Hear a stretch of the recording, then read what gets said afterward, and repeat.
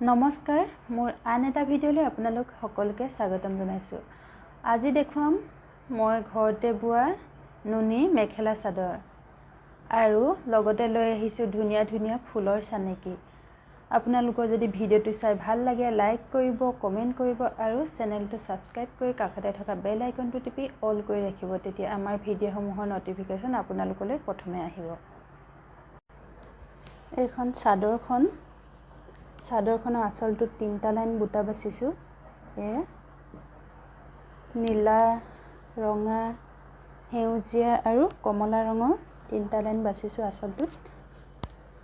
একেবাৰে কাষত বেঙুনীয়া ৰঙৰ চেকিয়া দিছোঁ, 1, 2, 3, 4, 5, 6টা লাইন দিছোঁ আৰু দহিবোৰ গোটেইকেইটা কালাৰ সূতা মিক্স কৰি বানিলোঁ।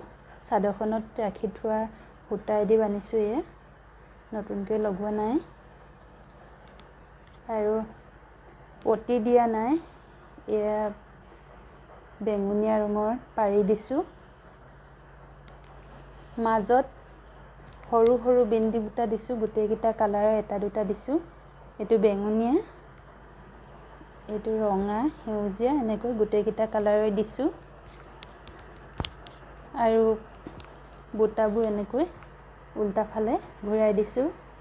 ফুলৰ সূতাটো মই দলি গুলি ব্যৱহাৰ কৰিছোঁ। দলি গুলি ব্যৱহাৰ কৰিলে ফুলটো ধুনীয়াকৈ জিলিকে আৰু কাপোৰযোৰ বেছি গধুৰ নহয়, পিন্ধিবলৈ দেখিবলৈও ধুনীয়া হয়।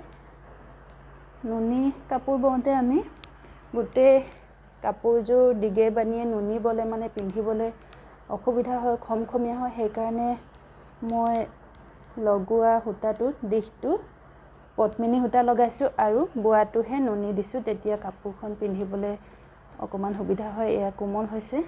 এখন চাদৰখন অঁতৰাই এবাৰ মেখেলাখন দেখাওঁ। এখন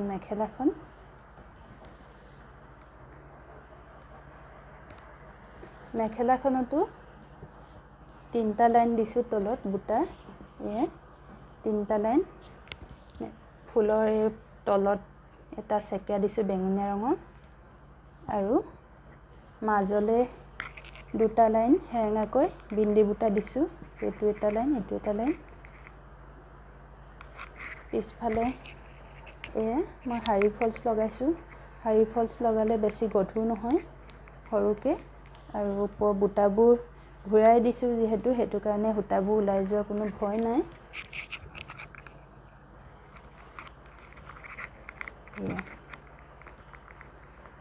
এখন মেখেলাখন আঁতৰাই দিওঁ। এবাৰ ব্লাউজটো দেখুৱাওঁ।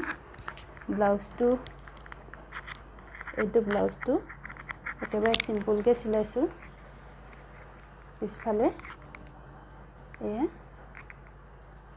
হাতটোত বিন্দি বুটা এটা লাইন মই পটি নিচিনাকৈ বৈ ৰাখিছিলোঁ, সেইটোকে হাতটোত লগাই দিছোঁ আৰু এইটো পাইপিং লগাই দিছোঁ।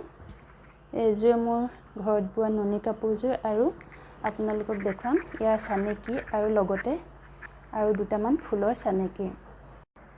এইটো নুনি কাপোৰযোৰৰ ফুলৰ চানেকি গ্ৰাফত উঠাই থৈছোঁ। আপোনালোকৰ যদি ভাল লাগিছে স্ক্ৰীনশ্বট লৈ ৰাখিব আৰু তাত বোৱা সময়ত ফুলটো উলিয়াই জুম কৰি বাচিব পাৰিব।